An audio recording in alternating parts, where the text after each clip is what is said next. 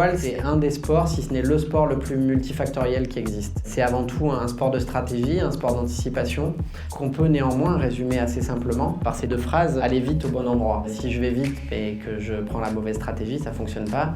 Si j'ai la bonne stratégie mais que mon bateau ne va pas vite sur l'eau, ça ne fonctionne pas non plus.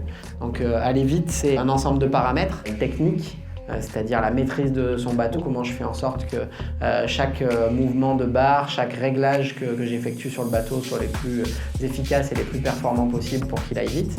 C'est tout un aspect technologique, alors là ça dépend des séries, ça dépend des bateaux. Tout à l'heure on vous montrera les images de l'IMOCA Charal. On a des ingénieurs qui travaillent avec nous à temps plein, on est en relation avec les architectes, on développe des pièces custom, on a du carbone, on a du titane, c'est des mines d'électronique et d'informatique. Donc tout cet aspect technologique qui prend une part de plus en plus prépondérante dans la préparation et dans la performance. Donc la partie physique hyper importante et aussi toute une préparation tout au long de l'année. Je vous parlais du trail tout à l'heure, je cours beaucoup, je fais du vélo, enfin ça devient une partie vraiment importante dans notre sport.